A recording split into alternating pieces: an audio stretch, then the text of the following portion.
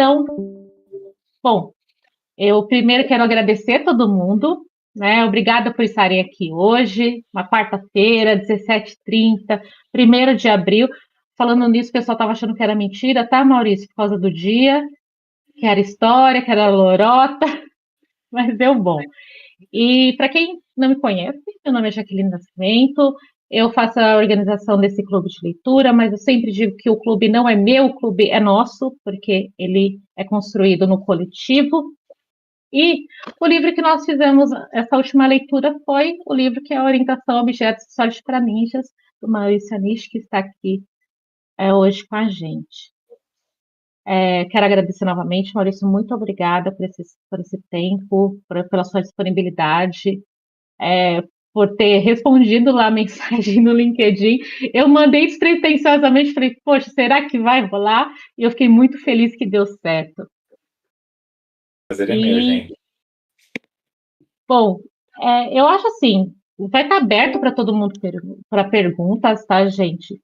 Eu acho que eu queria começar com uma pergunta que eu fiquei refletindo assim, porque, Maurício, esse livro aqui é o que a gente estava até conversando, né? Que a sua abordagem, você começou muito em questão de alguns problemas, e aí em cima daqueles problemas procurando alguma solução, ali utilizando o Solid para resolver. E queria saber qual foi a sua motivação. Se você, por que você entendeu que seria legal escrever esse livro? Esse livro foi um fruto do meu trabalho no momento, né? Então, hoje eu sou CTO da Lura, né? 15 anos atrás eu fui um dos fundadores da Lura e naquele momento a gente dava muita consultoria. E eu estava muito focado em qualidade de software de maneira geral, então a gente ia muito para as empresas, muito órgão do governo, falar sobre qualidade, testes e acabava sempre caindo no ponto de qualidade de código.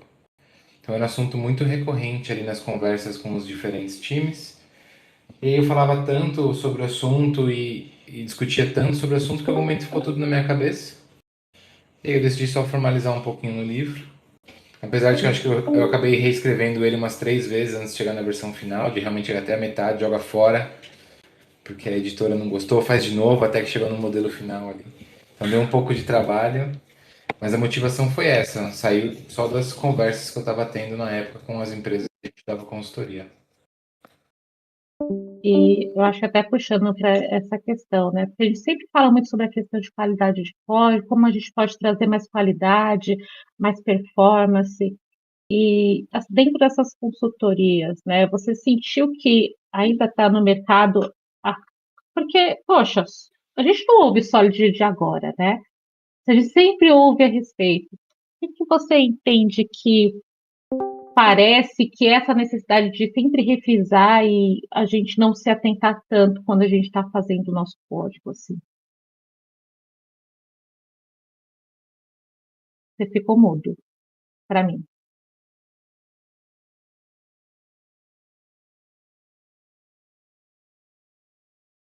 Por algum motivo, peraí, Voltou.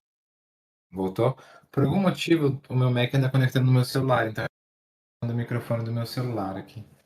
Sabe-se lá porque eu acho que no fim escrever código fácil de manter é difícil porque a gente não tem bola de cristal, né? É difícil saber exatamente o que vai mudar no futuro, né? Que parte que vai envelhecer mal, etc. E tal. Então acho que esse é um desafio muito grande.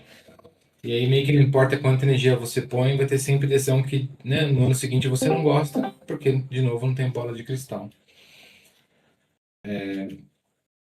E eu acho que o momento também varia muito, né? Então, por exemplo, né, você comentou, né, Jaqueline, do livro do Clean Code que vocês leram lá em 2024, né?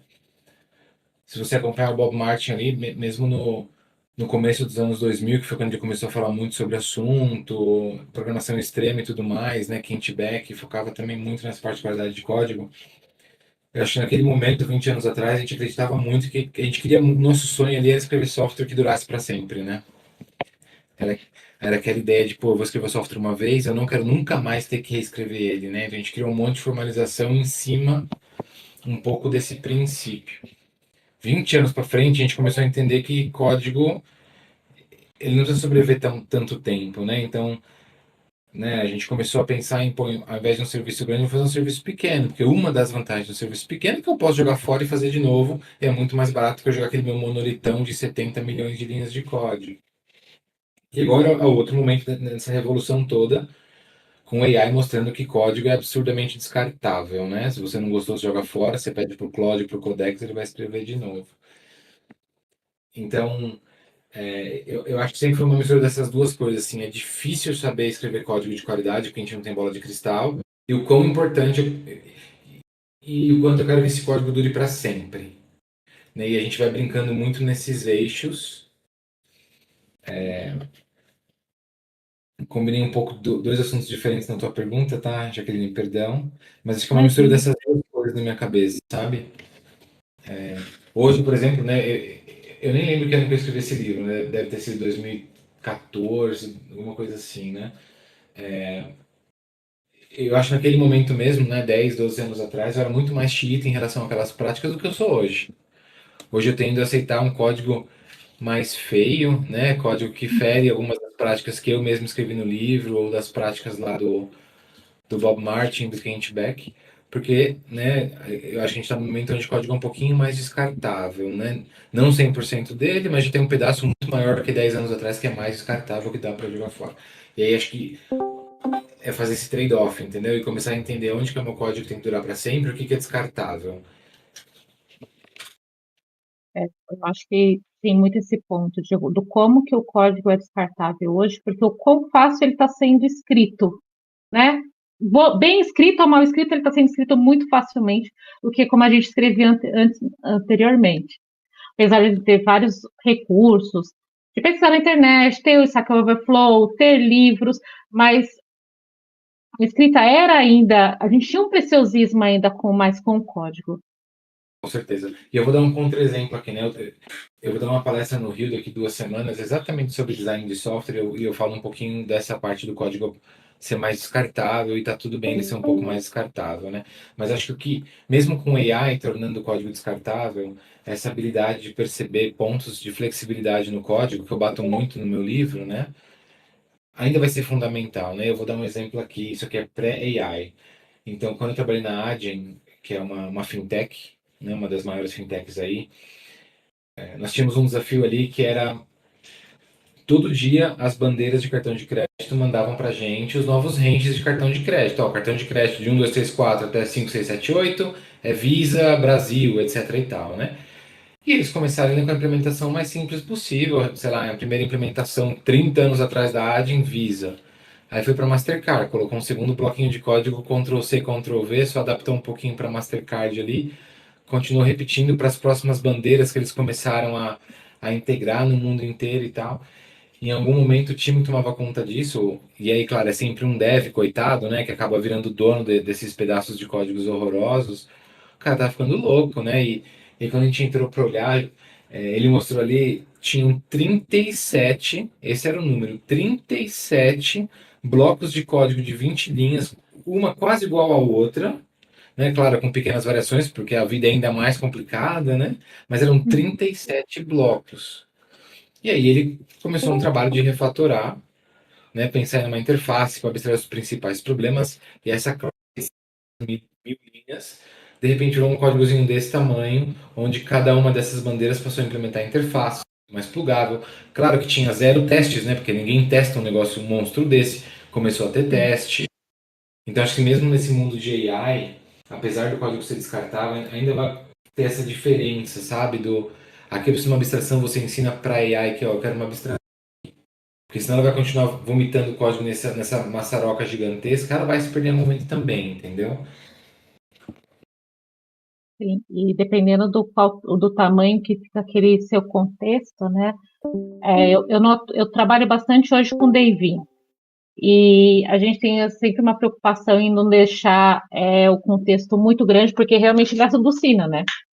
Pensando também que é uma máquina de estatística, né? Então, quanto maior a quantidade de tokens você tem ali para ele fazer essa associação, então a probabilidade dele se desvirtuar naquele cenário ele é maior. Então, a gente trabalha bastante nisso. Mas faz, faz realmente muito sentido essa parte, assim. E, gente, para eu não ficar só eu falando, eu vou abrir, né? Se tiverem perguntas aí, o que mais chamou a atenção ali no livro, Maurício está aí para conversar com a gente. Só comecei só, mas é para todo mundo conversar.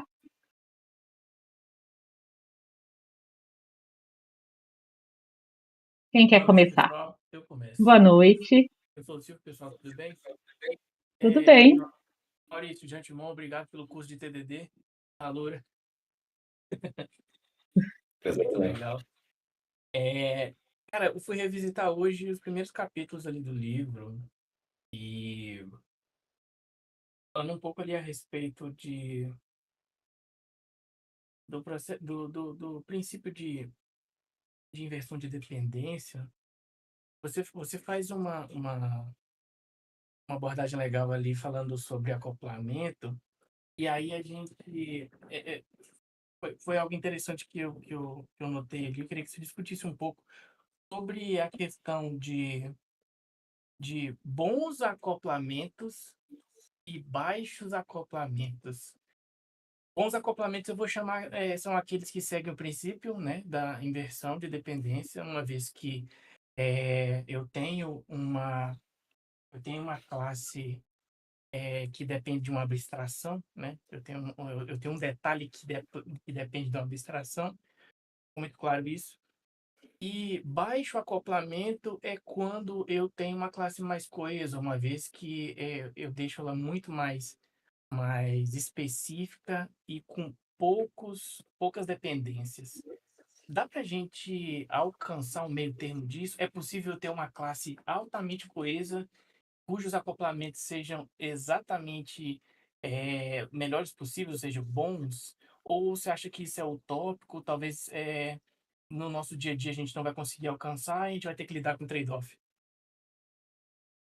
Eu acho que. Deixa eu só ver como. Eu tô tentando aprender a usar o Discord. Como que. Perdão? Silvio, Silvio. Prazer, Silvio. Eu acho que você nem quer alcançar esse mundo perfeito, porque ele vai te custar muito, sabe? Ele vai engessar demais o teu código, vai dar muito mais trabalho. Eu não sei, ficaria, sabe, o investimento extra que você vai ter que fazer aí para ter esse código lindo, maravilhoso, onde, né, check de todos os livros aí de orientação a objetos. Acho que o objetivo é sempre buscar um pouquinho mesmo esse pragmatismo que você comentou aí, tá? Sobre acoplamento,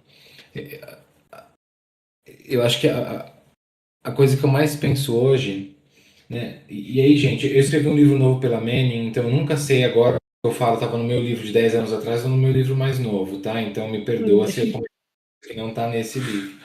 Mas assim, a parte mais importante para mim é você identificar aqueles pedaços do teu sistema onde eles. Aquela parte bem core. Vamos supor que você está implementando alguma funcionalidade bastante complexa que precisa de muita flexibilidade e tudo mais. Para mim, a parte mais importante é você identificar, cara, tá legal, aqui eu vou escrever a minha abstração de mais alto nível. Né? E você vai tentar descrever o teu algoritmo ali, né? Usando, por exemplo, interfaces, certo? Descrevendo a abstração da coisa. E aí depois você vai sair implementando, né? Vai codar classes concretas que implementam essas interfaces. O que você ganha fazendo isso? Primeiro, a abstração, ela vai ser linda e maravilhosa, ela vai explicar o que o teu algoritmo faz, ela vai ter pontos de flexibilidade que são as tuas interfaces. As classes concretas vão implementar essas interfaces e você pode implementar várias delas e você pode trocar uma pela outra se você quiser e etc e tal. Quando você faz isso, você escreveu um código que ele é bem acoplado, no sentido que a parte principal da coisa, ela depende de interfaces, certo? Então ela está bem desacoplada em relação à implementação concreta das coisas. E as implementações concretas também estão bem desacopladas da abstração. Elas implementam uma particularidade ali daquele algoritmo. Ela tem uma interface muito clara de entrada, uma interface muito clara de saída, e o jogo segue. E, e veja que eu nem falei muito de acoplamento aqui, mas se você fizer isso, você vai ver todos os checks desses livros que falam sobre acoplamento.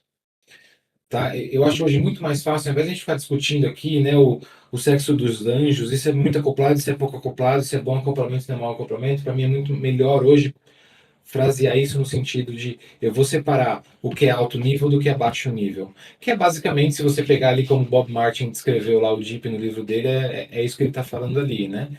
Separa o que é alto nível, que é a tua abstração, do que é baixo nível, que é a implementação, que é detalhe de código.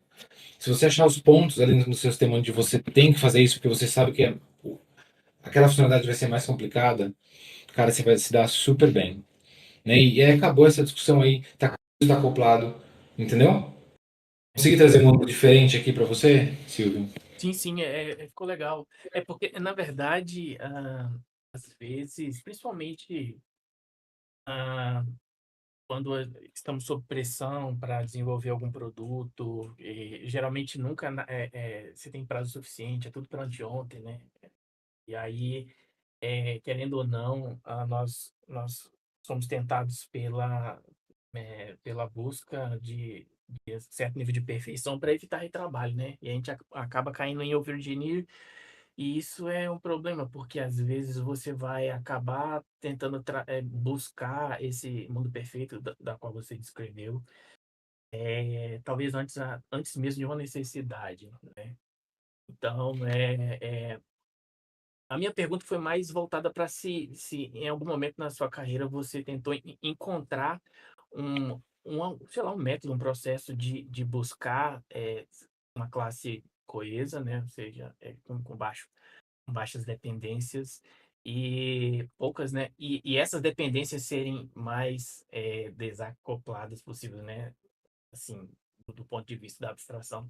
Mas a sua explicação foi cirúrgica. Eu acho que é exatamente isso, é buscar entender ali esse recorte dentro do software de mais alta complexidade e quebrando essa complexidade, trazendo isso para a implementação de uma abstração, para depois trabalhar no baixo nível, né? E aí ver como é que isso se comporta.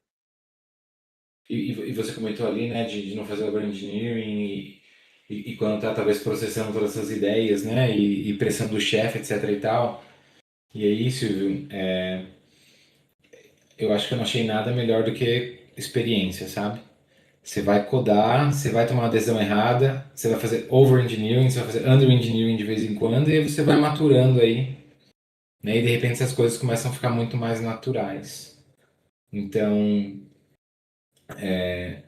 pra ser honesto, nem passa pela minha cabeça hoje eu tô fazendo over-engineering ou under-engineering, sabe? Eu vejo um problema, eu tomo uma decisão, aqui eu vou fazer desse jeito, eu faço, e me custa zero codar sem abstração e com abstração. É o mesmo preço para mim, porque ficou muito natural, certo? Eu consigo codar os dois e eu vou levar o mesmo prazo, basicamente, né? Mas mas isso vem com experiência, certo, Silvio? De realmente transformar tudo isso numa coisa mecânica, né? A hora que o teu cérebro transformou isso numa coisa mecânica, fica muito mais rápido. No começo, né, vai sofrer mesmo, não tem jeito. Vai tomar umas decisões erradas aí, a vida dá umas porradas, né? Fica com os cabelos brancos, tá vendo? Mas Já aí tô. depois aprende e aí, né, começa a ficar melhor. Acho que nada substitui a experiência quando se fala de design, tá? Obrigadão, Maurício.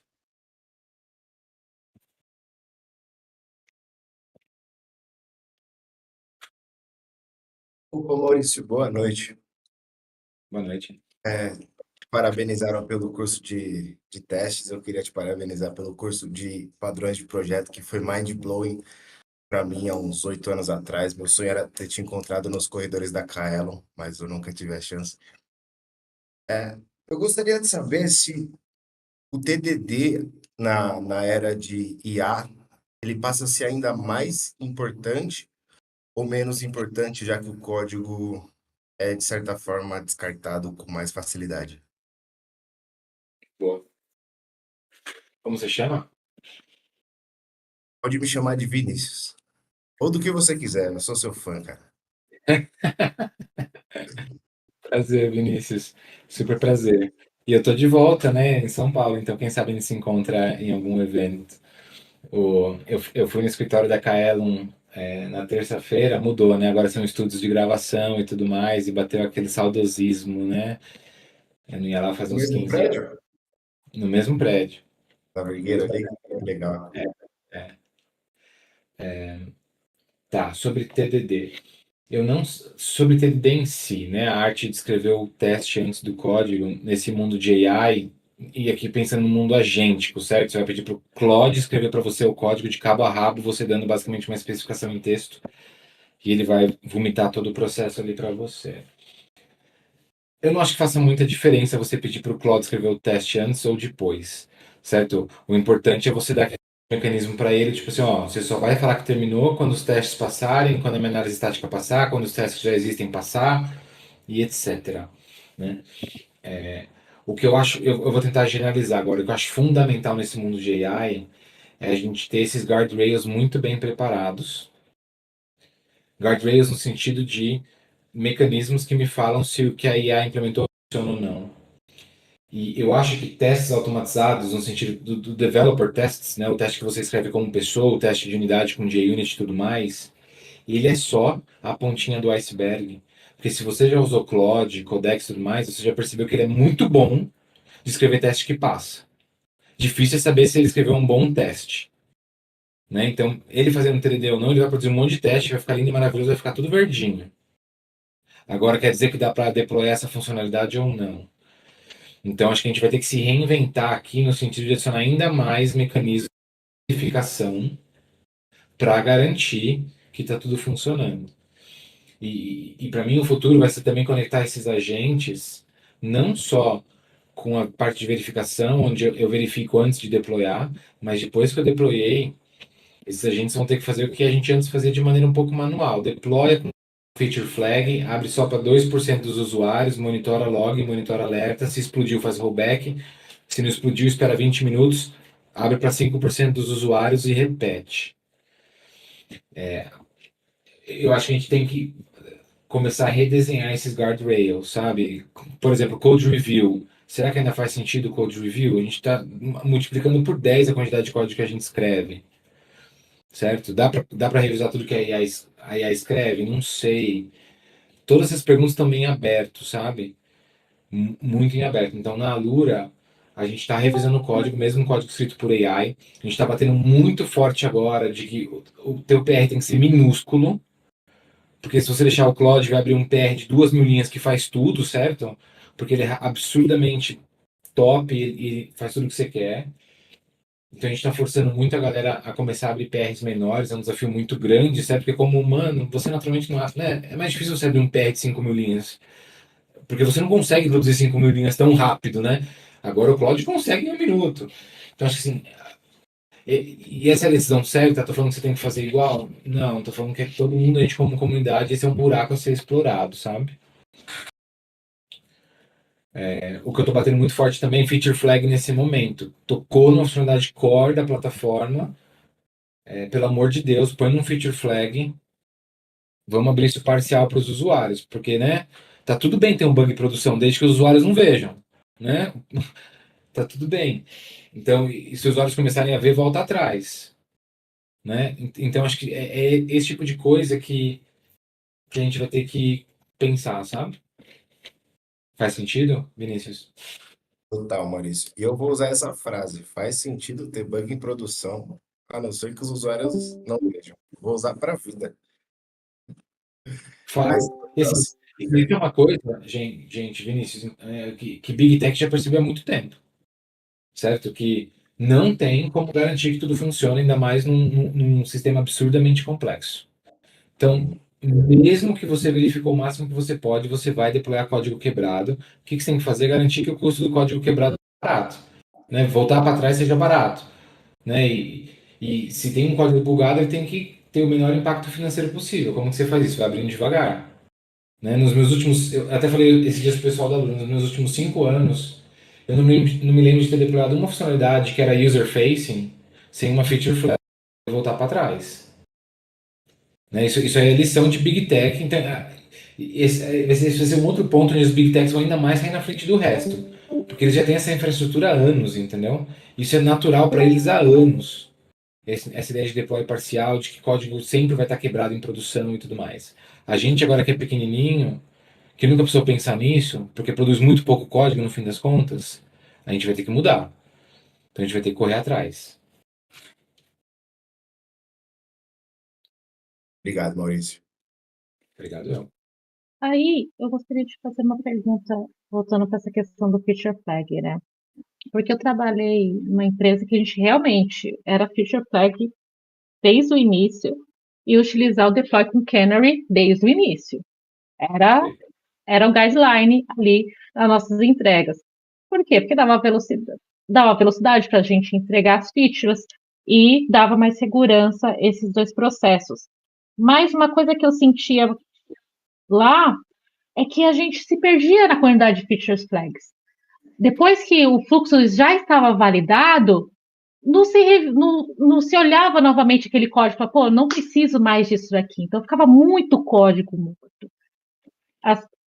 E a gente poderia lidar melhor com isso, porque era uma sensação que eu tinha, né? Era uma dor que eu tinha naquela época.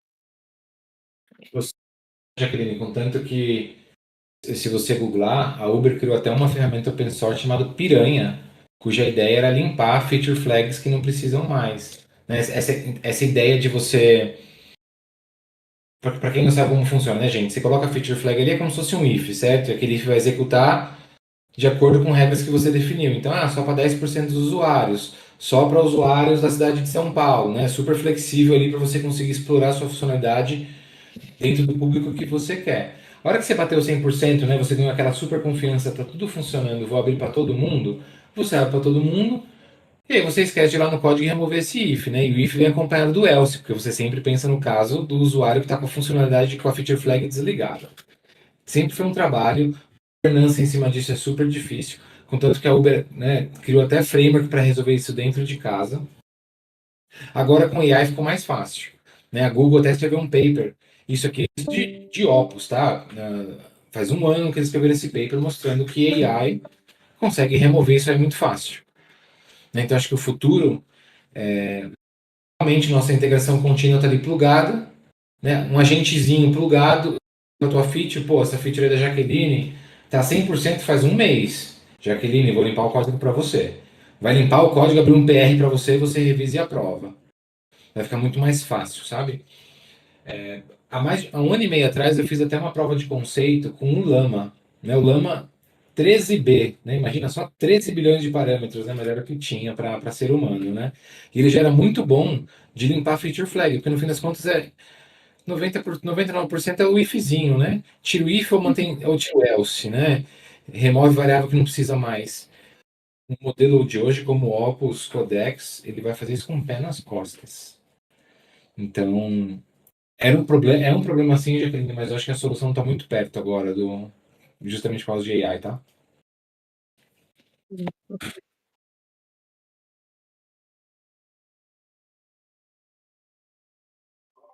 Boa noite, Maurício. Aqui é o Jefferson.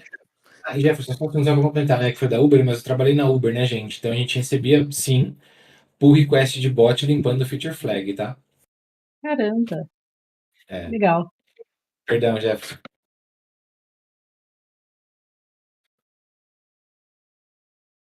Ih, acho que ele travou. É,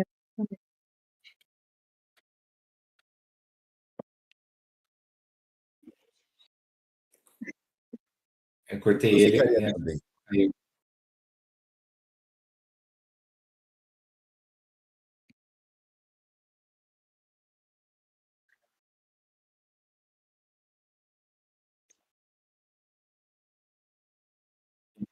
quem? Sou eu? Que isso? Eu vou ficar tímida.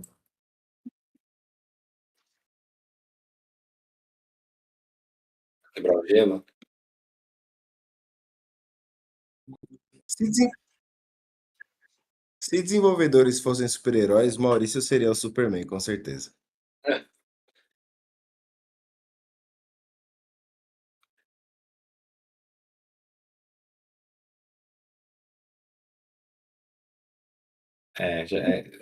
Esse aí é desde criança, gente. Isso aí já.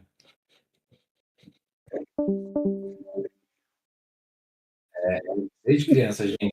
Era meu apelido na escola, tá tudo. Tô acostumado.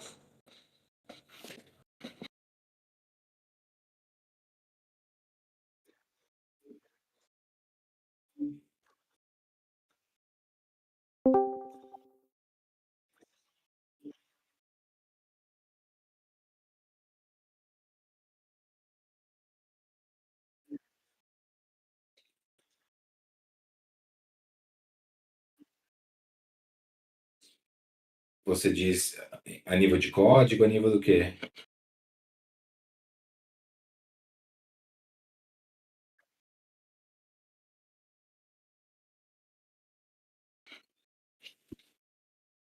Boa pergunta. Eu não acho que, né, tem gente falando, né, que você põe um monte de gente para se comunicar, eles começam a criar a própria linguagem, né, para se comunicar de maneira mais eficiente e tudo mais. A nível de código, eu nunca vi ninguém falando nada parecido, né? Se a gente vai começar a ver um Java doidão aí, né, que a gente nunca viu. E mesmo essa parte da AI escrevendo código ruim, né? A galera usava muito isso como desculpa de não quero usar AI porque a AI escreve código ruim. Eu acho que cada dia que passa, isso fica cada vez menos visível, sabe? E pelo contrário, para mim, né? Nos últimos 6 meses, usando do Sonnet para frente, né? O Haiku, tudo bem, do Haiku da Anthropic escrevi umas besteiras, mas dali para frente, a vez que ele me surpreende positivamente é maior do que ele me surpreende negativamente por ordens de magnitude, sabe? Eu falo assim, cara, resolve isso aqui para mim, e de repente ele sabe alguma coisa Spring Boot que eu nem sabia que existia, e ele implementa e fala, caraca, que legal, se fosse eu ia ter gasto, né, 20 classes para fazer a mesma coisa que ele fez com uma linha de código. Então, talvez nesse futuro maluco, onde vão estar a gente se falando o tempo inteiro, sabe? Ou, por exemplo, otimização de bytecode, etc e tal, não duvido nada que se você pedir para ele ficar nesse nível de granularidade, ele vai conseguir fazer alguma coisa legal, sabe? Mas aí tá muito longe do meu domínio, tá?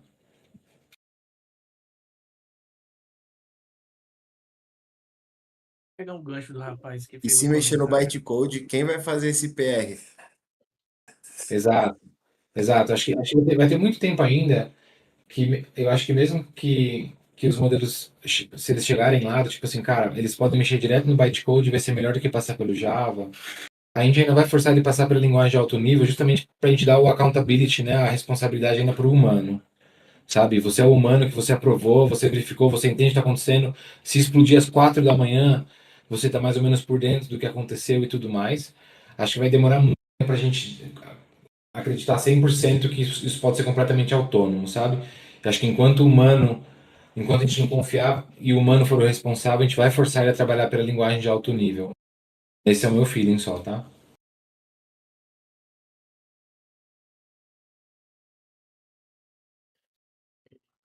Boa noite. Boa noite. Tudo bem? Tá me ouvindo? Estamos ouvindo, Sim, pode falar. Eu tenho uma dúvida a respeito. Eu vejo muitas pessoas falar que geralmente você programa para interface. Eu já trabalhei num sistema, né, que eu tive que fazer a parte de refatoração, né, e eu usava muito interface em várias camadas ali da aplicação. Existe um limite de você usar a interface num sistema ou, ou não? No caso, seria uma boa prática. Acho que você deve sempre mirar no pragmático, né? Eu vou usar a interface quando ela vai me trazer um benefício, eu vou escrever código simples quando ele também for me trazer benefício, código menos flexível quando ele for me trazer o benefício. Mas uma brincadeira que eu fazia muito no começo, porque, né, criou-se no mercado essa imagem que, eu não vou aprender padrão de projeto, porque o engineering é uma droga, só complica, e a galera faz aquelas piadinhas com nome de classe, com 40 coisas no nome da classe, etc e tal. Eu fazia uma brincadeira que assim, olha, eu já vi muita gente ligar pra namorada falando assim, porra, hoje eu não vou pra casa porque eu tô mexendo num código aqui de 20 mil linhas. Eu nunca vi ninguém ligando pra esposa e falar, ó, hoje eu vou trabalhar mais aqui porque tem muita interface nesse código, entendeu? Eu nunca vi isso acontecer. Claro que você não quer exagerar, porque tudo que é exagero é meio ruim, mas se você fala assim, pô, pra que lado que eu erro? eu vou sempre preferir que você erre eu gosto de errar mais pro lado, eu vou pensar numa abstração do que não pensar na abstração. E aí você vai calibrando, né? Igual eu respondi para a primeira ou segunda pergunta ali. Você vai calibrando, né? Você vai aprendendo quando é o momento de flexibilizar, quando não é o momento de flexibilizar.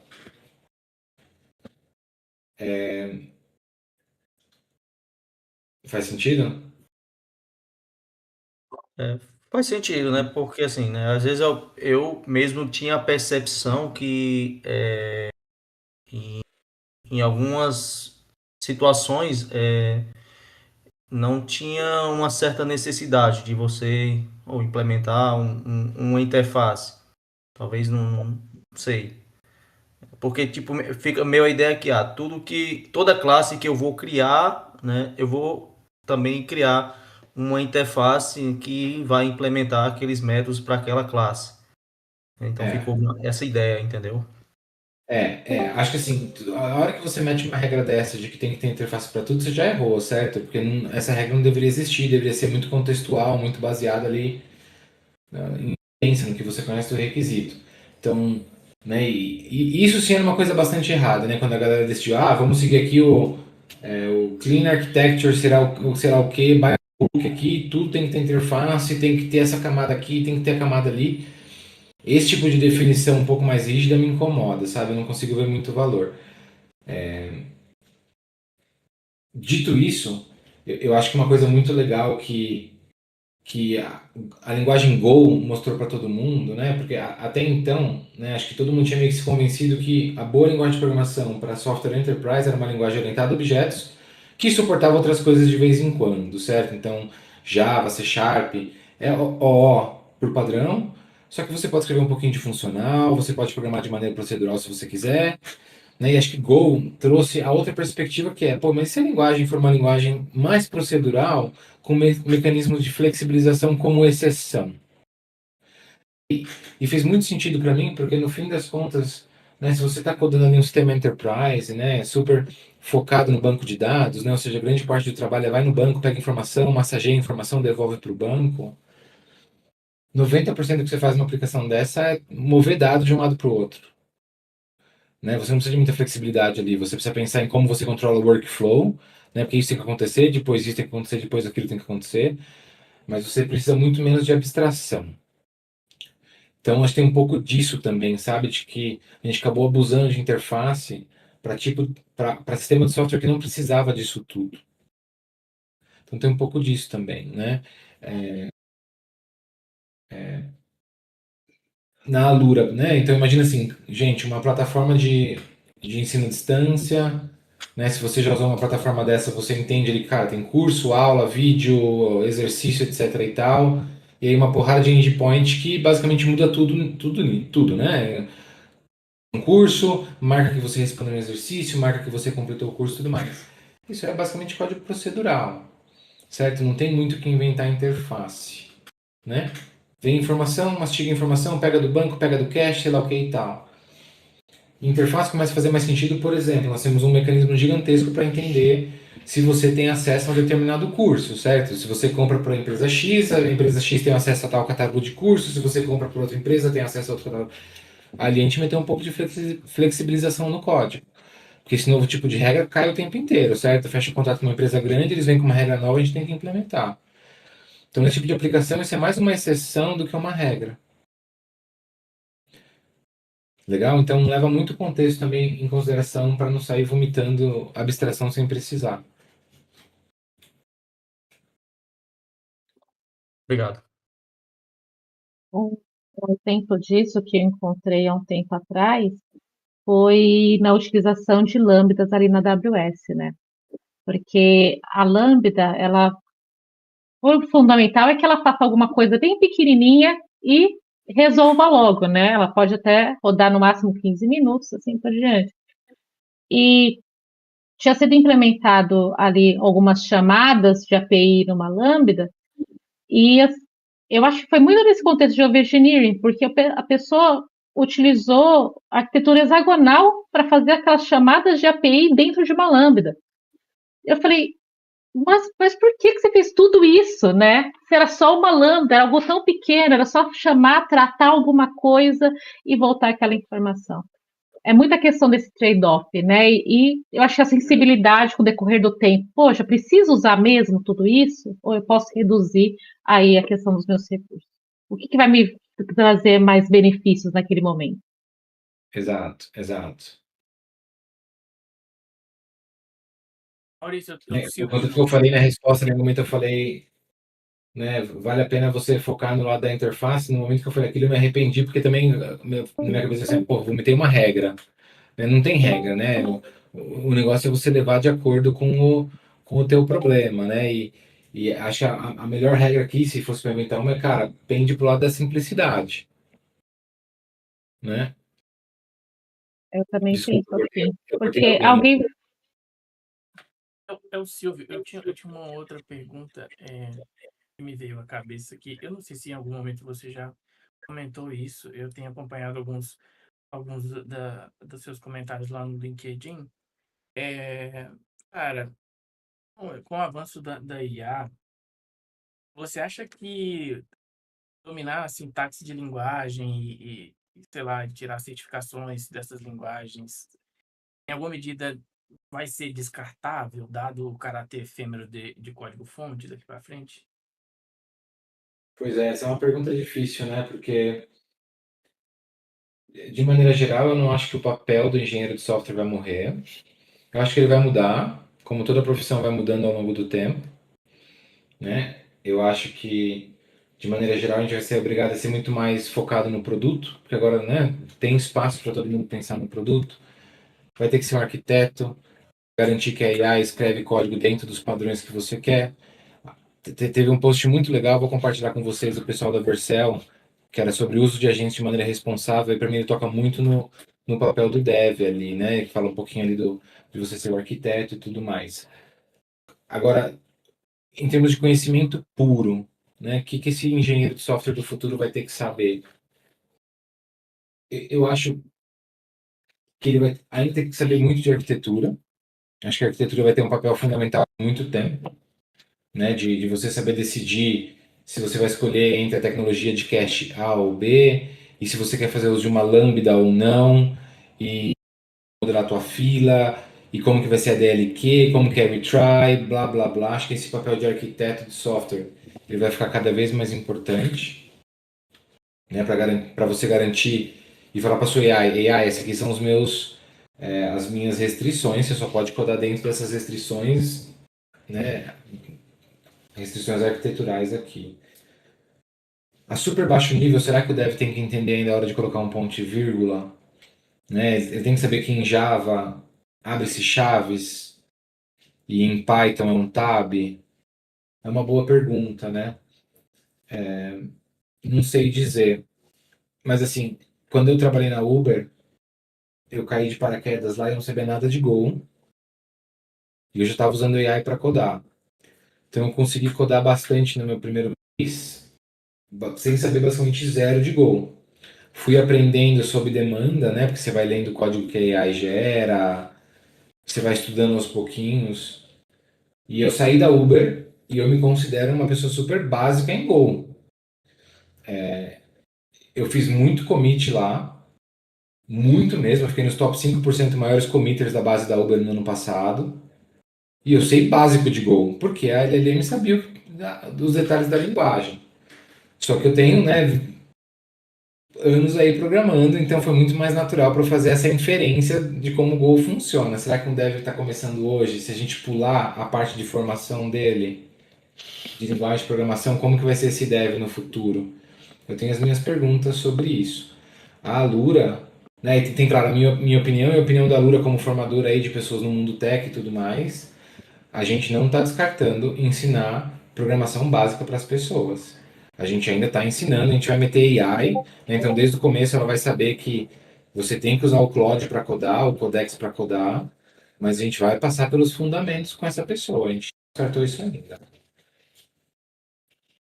Só para complementar, a minha pergunta, ela segue da seguinte preocupação. Eu penso que no futuro a gente vai precisar. Você comentou a respeito da questão de code review, né? Mas uma pessoa que talvez não conheça a respeito da a parte sintática mesmo de uma linguagem, ou talvez do framework ali que está sendo produzido pela AI, ela vai ter um certo tipo de dificuldade se houver necessidade de debug, ou certa necessidade de um code review ali, talvez de um trecho específico, para oferecer algum nível de garantia, né, desse deploy. Se a pessoa que está utilizando a inteligência artificial não tiver o mínimo de domínio nessa linguagem, ele vai ter dificuldade de saber o que está certo e o que não está. Mas acho que essa é onde está o core da questão, né? Porque a melhoria desses modelos no último ano foi insana, né? O Opus mudou o jogo, a Anthropic falou que já tem outro modelo que está mudando o jogo também. Então você falou de debugging. Talvez eu nem precise debugar também. Eu vou falar para a AI e ela debuga para mim.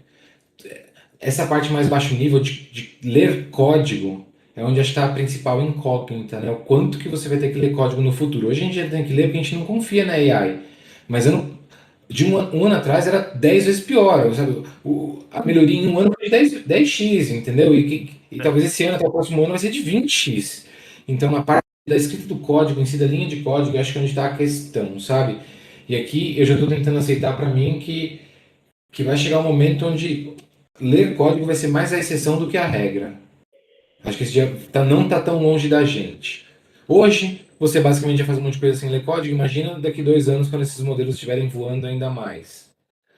Eu acho que ainda vai levar mais tempo para essa parte de arquitetura, criar guardrails, você ser o dono dos agentes e tudo mais. Agora, código... Putz, eu não estou pondo... Cara, se eu tiver que apostar alguma coisa, que a gente vai cada vez menos ler código. Faz sentido. O futuro vai ser system design. Eu acho.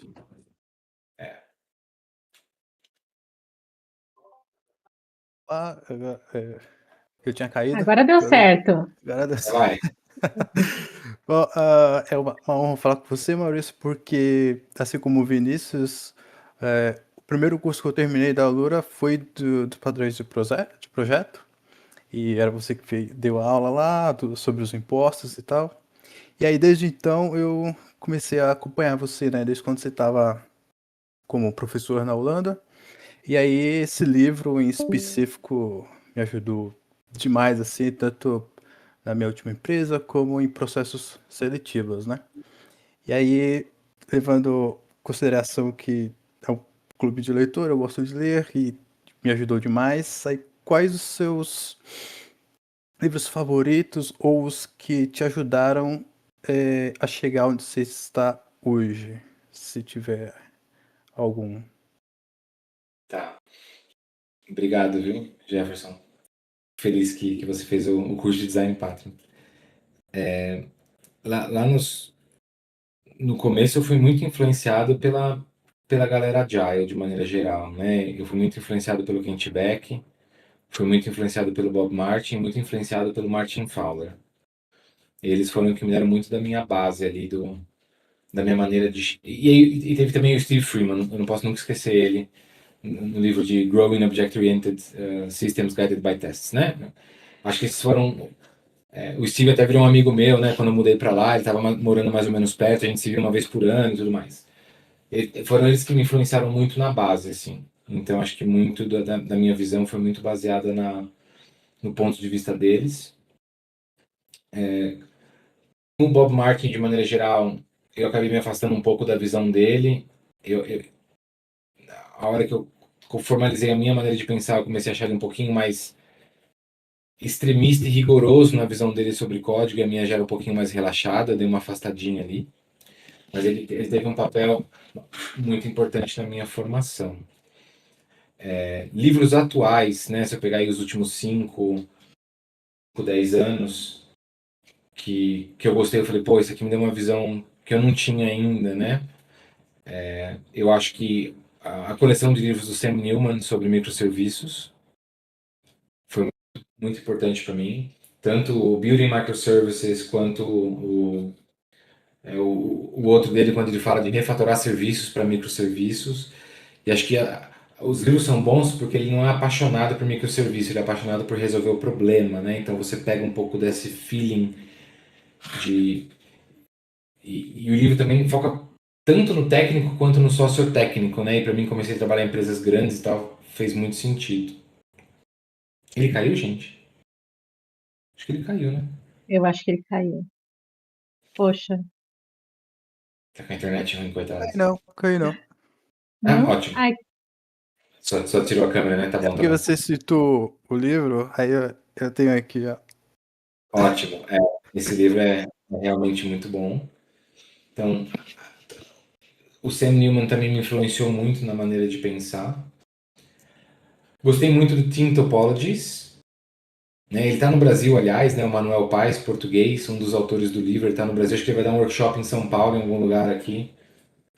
O Team Topologies mudou muito a minha maneira de enxergar organizações de software. Né? Aqui eu saí um pouquinho do código, tá? Tanto o livro do Sam quanto o livro do Manuel Paes e do outro coautor, fugiu o nome, Team Topologies, foram bem legais. Do ponto de vista de código, um livro que me influenciou muito recente foi o livro do The Philosophy of Software Design, né, de um professor americano. Gostei muito.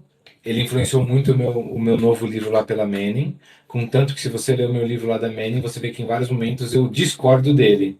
Eu gostei tanto do livro dele que toda hora que eu tinha uma ideia, eu falava, pô, mas não bate com a dele, eu preciso escrever o porquê, porque aquele cara escreveu para mim o livro mais atual sobre design de código.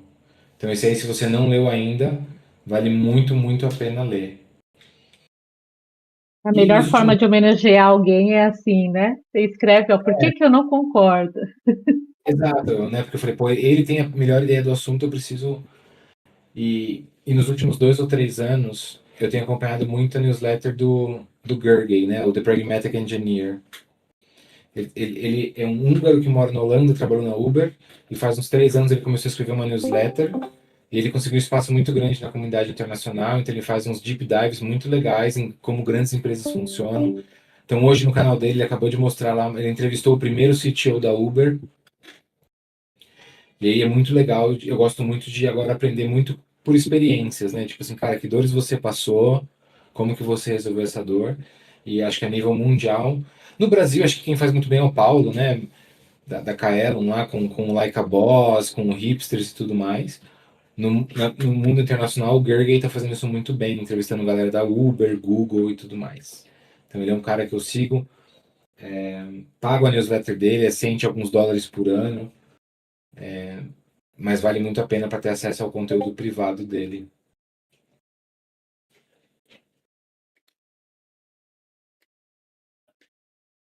Obrigado pelas dicas, Maurício. Obrigado. Espero te encontrar em algum evento para você assinar o meu livro.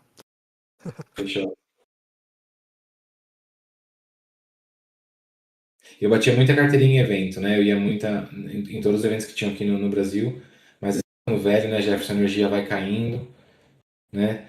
Sair de casa, lá, deixar o filho e a esposa sozinhos também já não traz um desafio extra para a rotina familiar e tal. Então estou muito mais seletivo para evento, mas eu pretendo voltar em algum momento, pelo menos alguns por ano.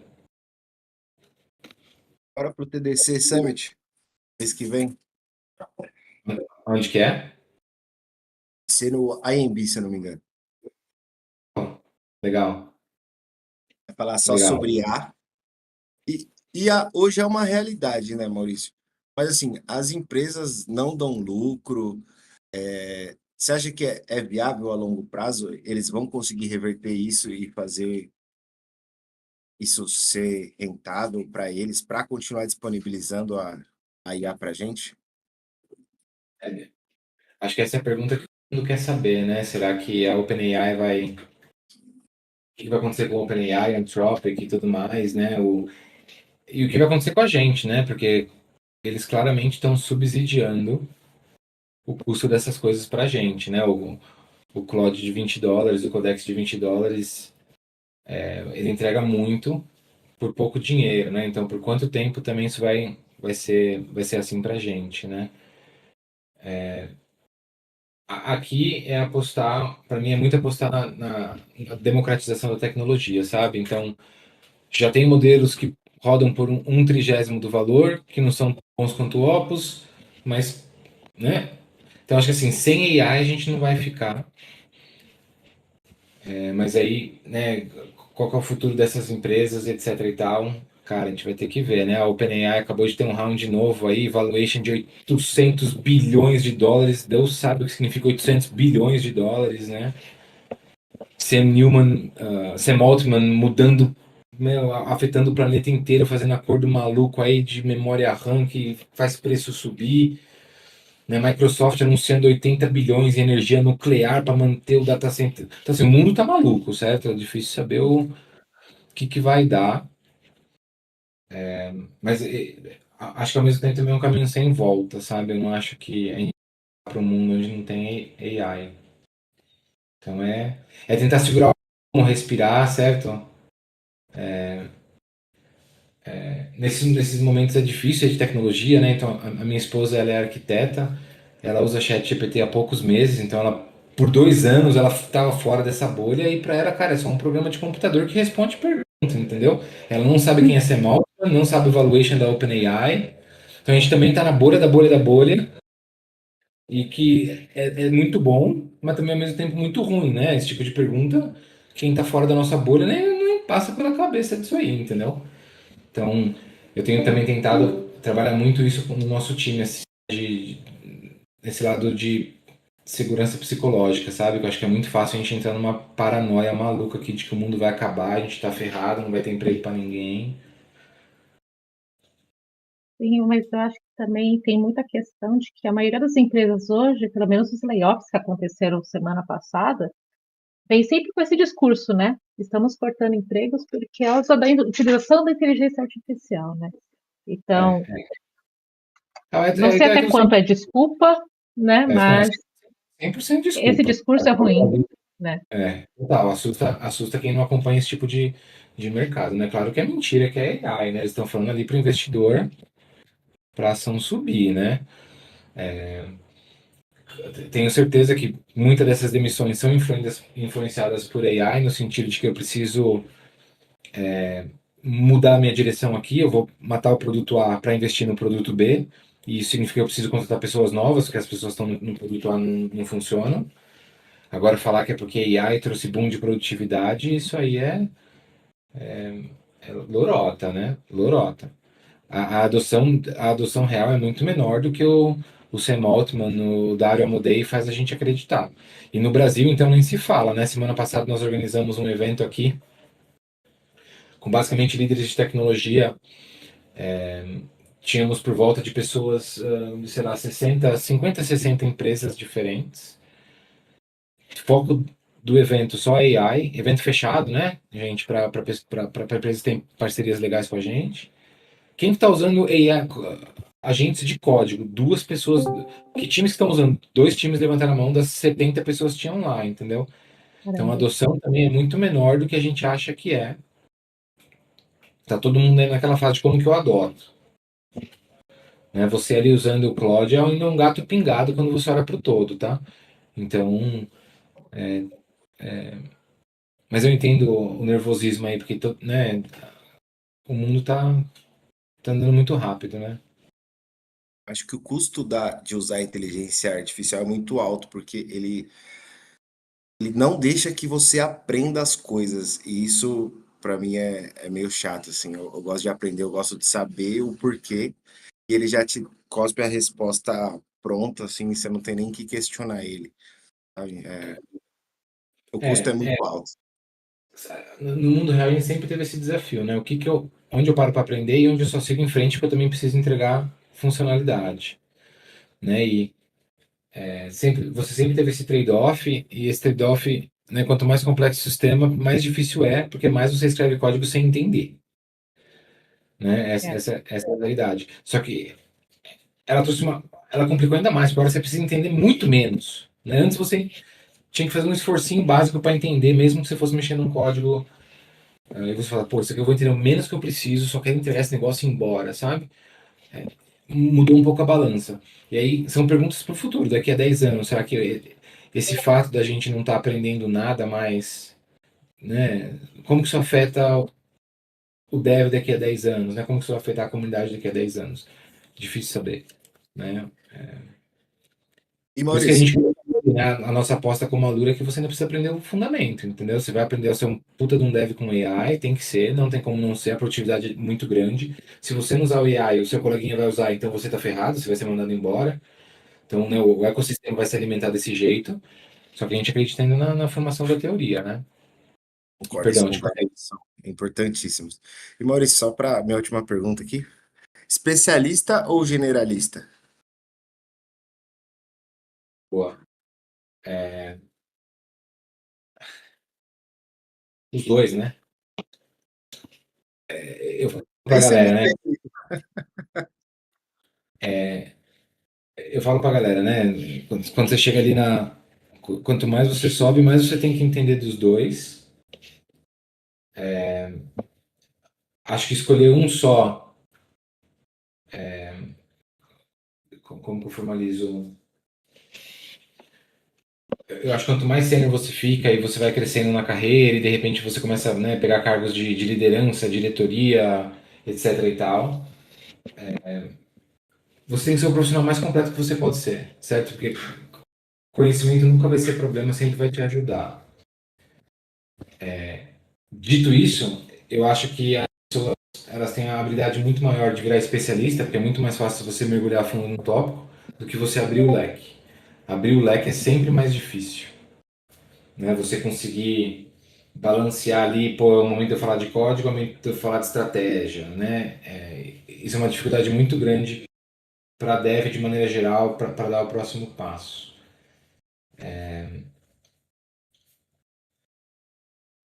Eu acredito muito, alguém postou aí no texto, né? Eu não sei como que abre o chat aqui, então ele aparece aqui rapidinho e some. Eu vi lá o dev Tem inteiro. tem um balãozinho no canto direito. Aí dá para você ver as mensagens.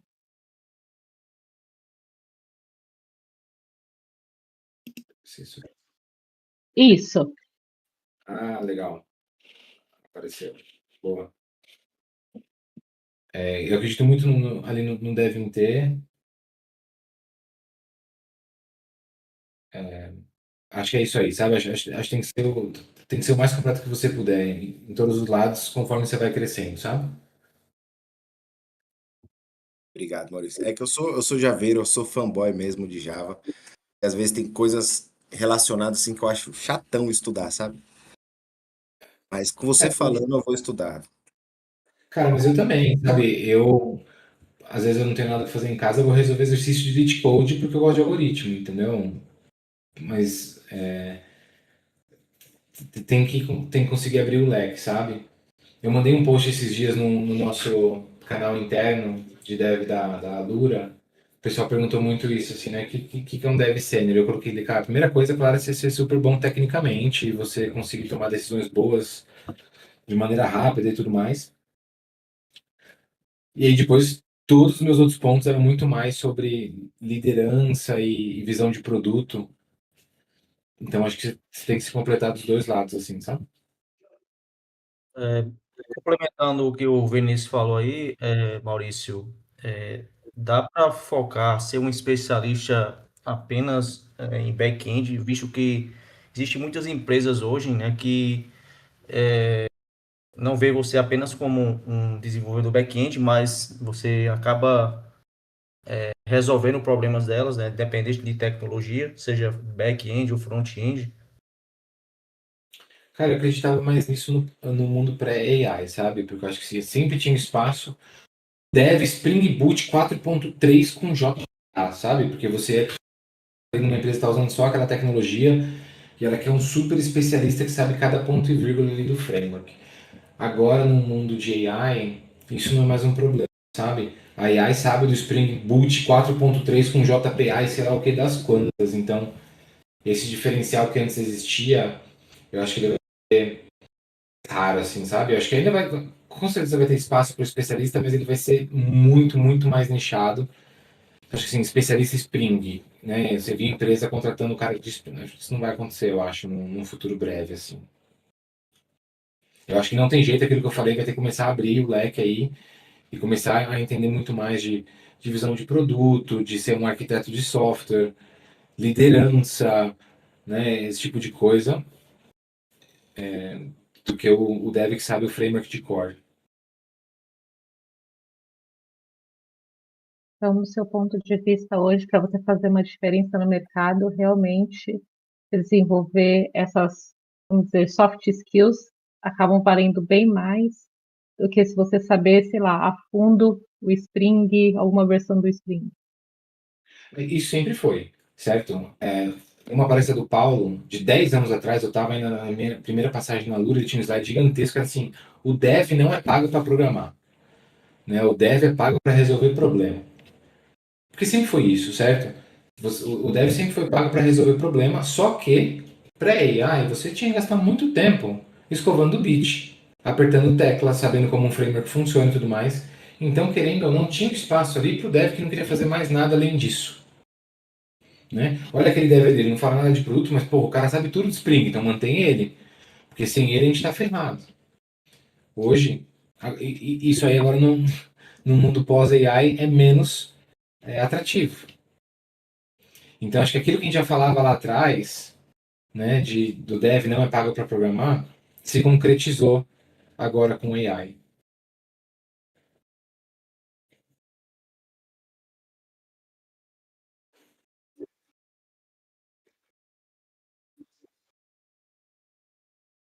Boa. Eu leio muita coisa de liderança. Leio muita coisa de mercado, de economia, de empreendedorismo.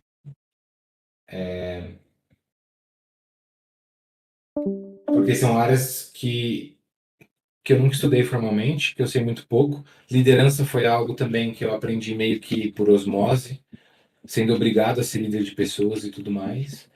Em algum momento eu percebi que o meu impacto maior era se eu fosse um bom líder, se eu entendesse muito bem da empresa e como mover a empresa para frente, se eu conseguisse pensar no produto muito mais do que pensar nas linhas de código.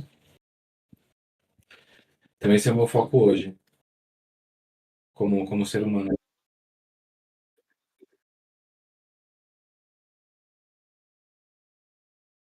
É, é. Acho que do tamanho da Alura, né, e a Lura também ela começou a se unir com outras empresas, certo? Então, o grupo hoje nós somos em 4 empresas, que é a Lura, que tem esse ensino de cursos livres online, que atende tanto clientes, pessoas, quanto empresas. Nós temos a FIAP, né, que traz aí uma porrada de curso de graduação, ensino mais regulado. Nós temos a Starts, que é muito focada em ensino executivo. E nós temos a PM3, que é focada em Product Management de maneira geral. Se põe esse grupo juntos, eu acho que é disparado assim o maior grupo de educação em tecnologia do país. O que é bom e é ruim. A gente começou, tem o Alura Latam, né, há uns 2 anos. É, a gente está investindo no Alura Latam. Nós temos alguns clientes no México e Colômbia. Nós temos um pequeno time na América Latina, né, times de pessoas que falam espanhol de verdade, não portunhol igual a gente aqui, para conseguir lançar esse tipo de coisa. É um mercado que a gente está interessado. Eles também têm poucos players na América Latina de maneira geral. O México tem um pouquinho mais de concorrência, mas também nada significativo. Mas é que é sempre questão de foco, né? O Brasil é um mercado muito grande. Né? A gente tem muita coisa para conquistar no país como um todo. Né? O Brasil forma muito pouco engenheiro de software, se comparado com outras economias. Então tem muito espaço para crescer aqui dentro, então acaba sendo muito uma questão de foco. Mas quem sabe, né? Daqui uns 10 anos a gente também tá bem forte em outros países da América Latina.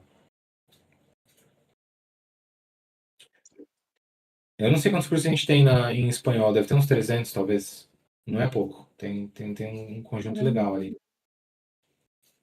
Para o futuro, vai ter curso do Maurício Nishi? Presencial ou online?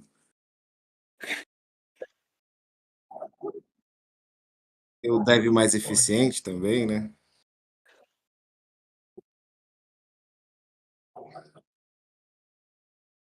Cursos novos?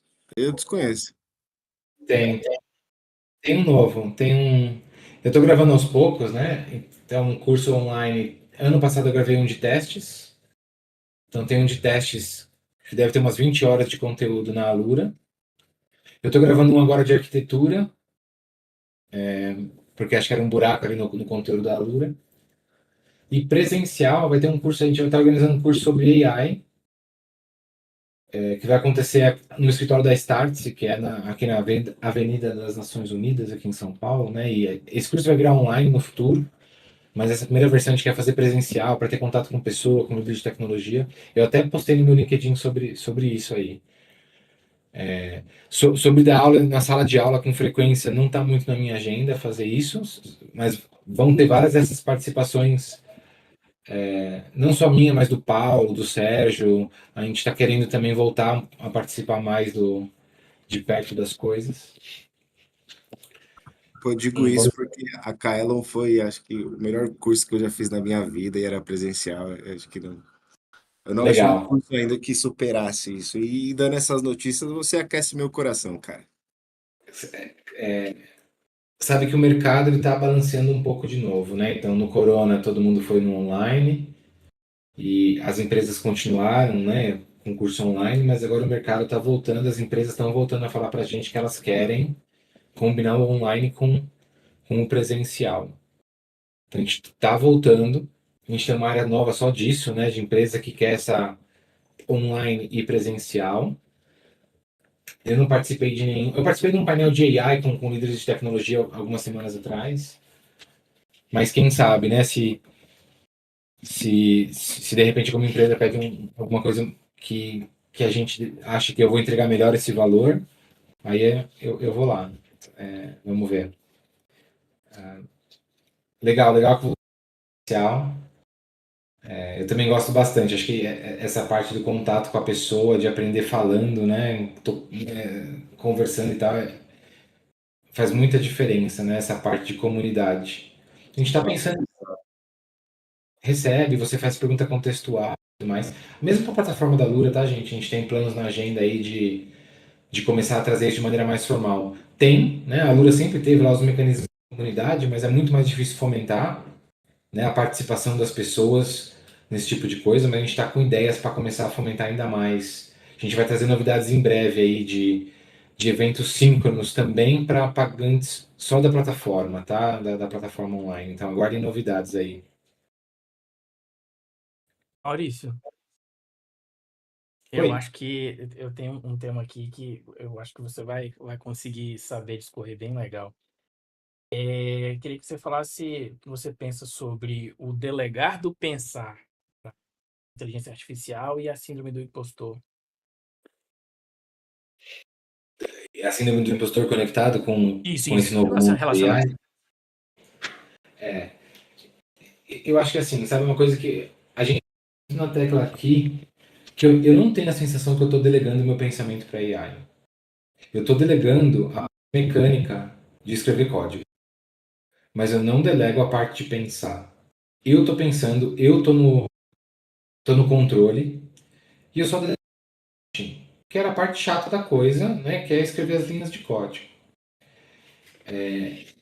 Dito isso, acho que a gente vai precisar de um amadurecimento como comunidade de maneira geral, de chegar nesse nível, né? A gente sempre falou que pensamento de abstração era muito importante, você pegar um problema grande, quebrar em problemas pequenos e resolver cada problema pequeno, um de cada vez, dividir para conquistar, blá, blá, blá, blá, blá. Quem domina muito bem isso vai se dar muito bem nesse mundo de AI e não vai ter esse feeling de que está delegando o pensamento. Quem delega o pensamento para AI, esse aí não vai nem conseguir entregar software que funciona, certo? Porque se você deixa a AI pensar, ela faz besteira. Essa é a realidade. Tá bem? Então acho que esse é o ponto. Síndrome do impostor conectado a AI? Boa pergunta. Eu não tinha refletido muito sobre a conexão dessas duas coisas. Agora, sobre síndrome do impostor, eu já refleti muito na minha vida, porque eu senti ela a vida inteira, o tempo inteiro. Eu sinto síndrome do impostor. Quando eu mudei para a Holanda, eu fui trabalhar na academia, eu senti muito, muito forte. Eu até contratei um coach especializado em acadêmicos para me ajudar. E acho que no fim para mim, foi aceitar que eu sinto isso e eu tenho que continuar indo para frente, apesar de sentir isso, entendeu? modo trator, resolve com você ali como você está se sentindo, mas bola para frente, não deixe te afetar. Se existe pessoa que não sente síndrome do impostor, eu tenho uma super inveja dessa pessoa, porque essa pessoa não sou eu. Eu também. Valeu, mano. Geralmente é o júnior que tá começando e aprende uma coisa e já acha que sabe tudo, né? Porque tem as ordens de ignorância. É, acho que tem muito trabalho de psicologia mostra que a gente também tem a capacidade, né, a gente tende a achar que nós somos melhores do que nós realmente somos, né? Nossas noção de eficácia pessoal é desalinhada com a realidade, né? E isso relacione mesmo com o momento da carreira que você está, né? Quando você é mais novo, talvez você ache que você sabe mais do que você realmente saiba, né? Então, exato, efeito Dunning-Kruger, é isso aí.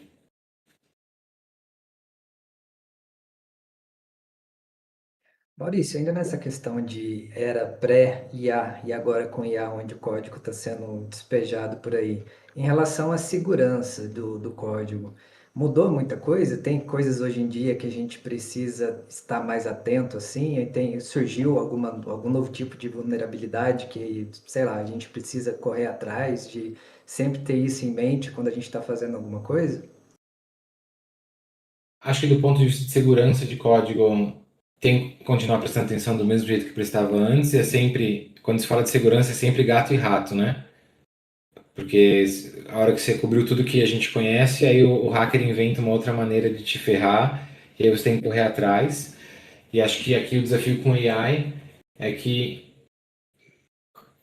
ela pode escrever código inseguro, né? E se você não está atento ali, você vai realmente mergear um código que é inseguro e todo mundo sabe que é inseguro e que talvez ali no código que você mais, né, de maneira que você escreva de maneira artesanal, não ia nem acontecer por padrão. Então, acho que quando eu falei de guardrails, eu não falei de guardrails de segurança, mas a gente vai ter que encontrar guardrails de segurança também para garantir. Eu acho que o caso aqui da Anthropic, né, dessa semana que o código do Claude vazou, Sim. né, e a galera achou dentro do código do Claude um mecanismo ali para não vazar, para não ter problema de segurança, e ainda assim teve problema de segurança. Acho que é impossível ilustrar melhor no momento melhor. Então acho que a gente tem com certeza esse desafio. Aí qual foi a segunda parte da pergunta, perdão? É mais e se surgiu algum tipo de vulnerabilidade assim que, por exemplo, que geralmente a gente delega para criar o código ali. Eu estou começando, então não sei exatamente como pessoas que já estão dentro da empresa fazem nessa parte da introdução da IA. Mas eu não vejo muito se falar na introdução dessa parte de segurança mesmo, específica, colocar, sei lá, o OASP ali, as vulnerabilidades mais específicas dentro do prompt em si. A gente fala, não, faz um código seguro e tal, mas não existe tanta especificação do que deve ser feito na IA. E, igual você falou, pode ser que acabe passando batido, né, algumas coisas. Não sei se existe uma boa prática para quem está programando com IA, aprendendo alguma coisa, se existe, sei lá, um guia mesmo de coisas que não podem faltar em relacionadas à segurança para a criação de código. O que eu vejo hoje são duas coisas, né? O primeiro é todos esses bots de AI que revisam código, eles têm muita informação ali para tentar pegar problema de segurança também, né? E você vê startups surgindo todo dia aí, basicamente, fazendo revisão de código com AI, e segurança é um foco grande. Então, acho que essa é uma. E para ser honesto, o próprio Codex, tá? A gente tem usado o Codex na Lura, né? A própria revisão de código do Codex, ela é espertinha já, entendeu? Então, ela tá prestando atenção nessas coisas. Aí, a segunda coisa que eu vejo a galera fazendo muito é realmente trabalhar para criar arquivos de aquele agents.md e skills que entendam os teus requisitos de segurança. Então, por exemplo, na minha aplicação Spring Boot, todo método controlador tem que começar com uma chamadinha aqui para minha biblioteca que me diz se a pessoa tem acesso a esse endpoint ou não. Então, meio que dando as dicas para a AI, para na hora que ela for escrever código, ela consiga seguir. E essa é uma outra coisa muito legal dessas ferramentas, desses agentes de código, né? Que elas estão cada vez melhores em obedecer.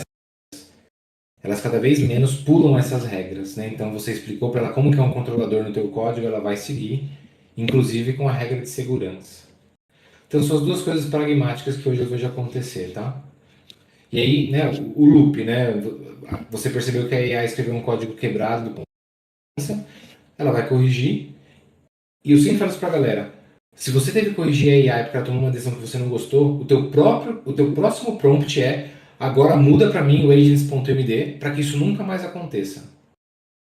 Aí ela mesmo se autoalimenta para nunca mais acontecer. Então essa é uma boa prática. Tem disparado muito na Alura. Do tipo, vai melhorando o agents.md. Tá? E aí, me surgiu uma dúvida. Nesse caso, você trabalha ali na Lura com esses workbooks que seriam compartilhados entre os times? Nós temos. A Alura tem vários pequenos projetos, repositórios por aí, né? Mas temos um grandão que é a plataforma, né? Então a gente tem um monolitão ali, onde grande parte do trabalho acontece. Aí ali a galera vai vomitando ali os arquivos de skills e o agents.md e tudo mais.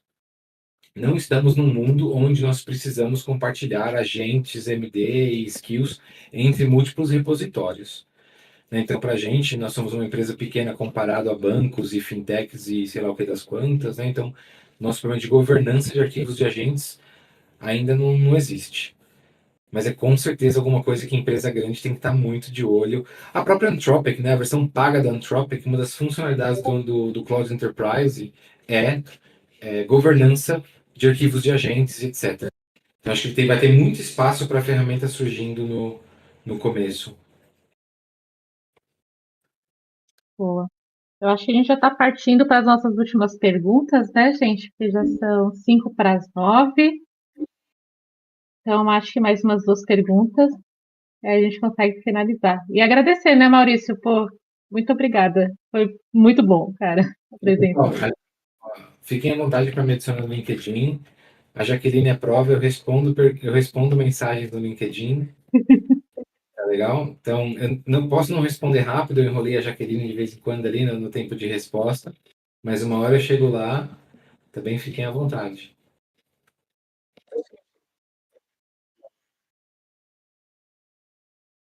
Cara, boa pergunta, né? Porque se você parar para pensar, né, do ponto de vista teórico da coisa, né, o Yann LeCun lá, o prêmio Nobel aí de AI, ex-head de research de AI da Meta e tudo mais, ele sempre falou que com LLM a gente nunca ia chegar no AGI. Saiu da Meta justamente porque não acreditava nisso, foi fazer a empresa dele, né? Chegou a falar, se você está fazendo pesquisa em AI, pelo amor de Deus, para de pesquisar LLM, porque LLM é uma distração, né? Foi essa palavra que ele usou. Dito isso, né, se você vê como que os agentes evoluíram, né? Os agentes hoje eles têm a capacidade de perceber que, pô, eu não sei disso, eu não tenho esse conteúdo aqui, eu preciso sair da minha bolha e buscar o conteúdo de fora, né? Então, no fim das contas, o que o Claude está fazendo quando você manda um prompt para ele? Ele fala, pô, essa informação eu não sei, vou ter que ler um arquivo aqui. Ele chama um programinha que vai ler o teu arquivo e vai mandar para o contexto. Essa habilidade de tool calling e perceber que está na hora de sair da minha bolha levou a gente muito longe já, né? Será que a gente chegou em AGI? Não sei, mas, cara, tá num outro nível que eu não acho que há um ano atrás, 2 anos atrás, a gente achou que ia acontecer, entendeu? Então, eu acho que é um momento essas várias definições do que é a AGI, sabe? Do que é essa super inteligência aí. Putz. O Sérgio, aquele, pra ele, assim, cara, a gente chegou.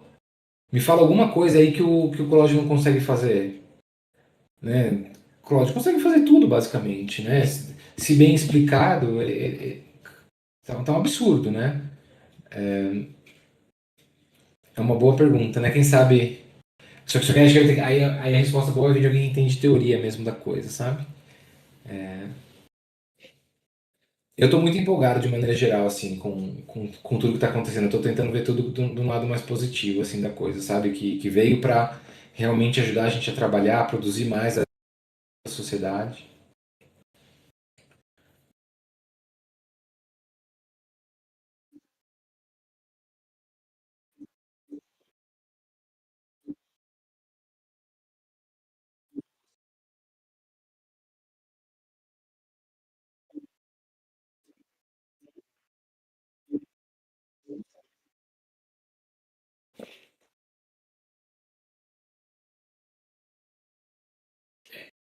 Sabe que isso é um dos avanços, né? Porque se você pensar um ano e meio atrás, se você falava assim para o ChatGPT, olha, pega esse CSV e calcula a média dos valores aí da coluna 3. Ele ia tentar fazer. Hoje, ele vai escrever um programa em Python que lê CSV, pega o valor, aí ele passa esse valor de novo para o contexto e ele vai continuar em cima desse valor. Então, essa habilidade dele, ele fala, porra, eu preciso de um programa de computador para resolver o problema, né?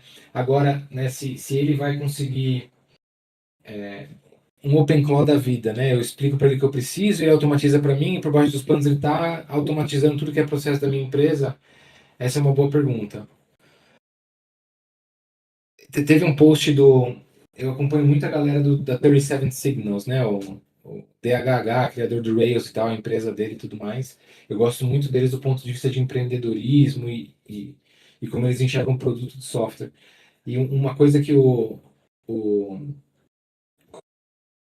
Jason, CEO, falou, ele falou assim, cara, agora como código é commodity, o que vai fazer a diferença é gosto. É bom gosto, sabe? É assim que esse software tem que ser para resolver o problema que a sociedade quer. E eu não sei se a AI tem esse bom gosto. Então, eu acho que a gente sempre vai ter um pouco de espaço ali para quem olha para um problema, pensa muito fora da caixa, consegue desenhar uma coisa muito redonda para resolver aquele problema.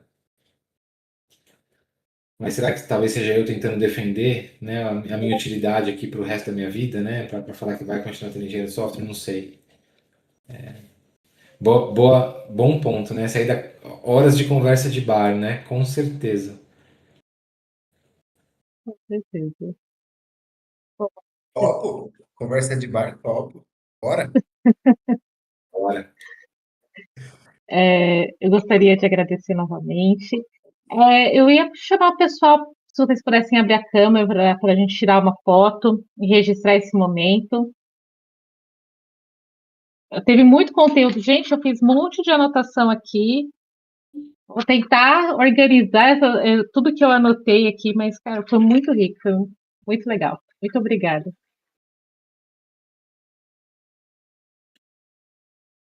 Prazer foi todo meu, gente.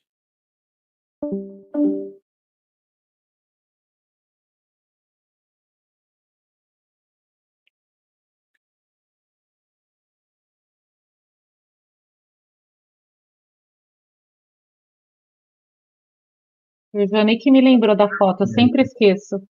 Bom, vamos lá.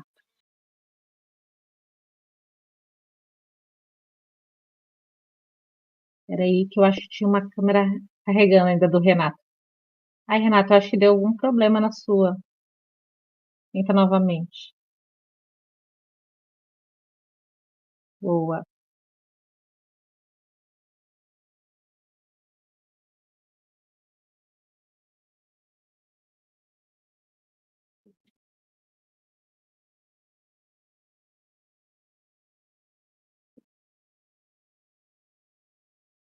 Bom, tirei algumas.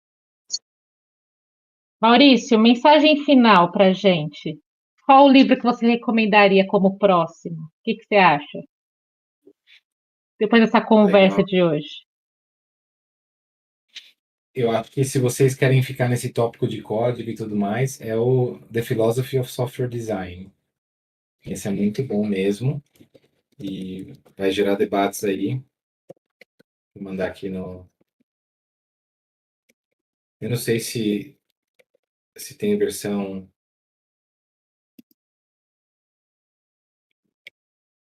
Não sei nem se dá. Bom, a Amazon vende qualquer coisa em qualquer lugar.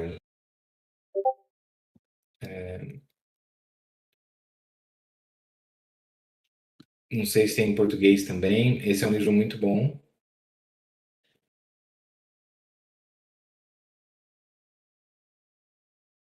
Ou também, eu vou só falar dos livros que eu comentei no momento da pergunta lá, né? O Team Topologies talvez tenha em português.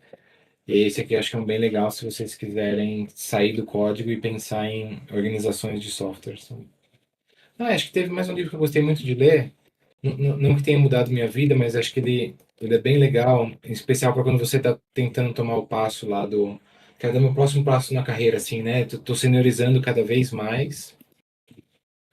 Que é o livro de Staff Engineer do Will Larson, um livro bem legal.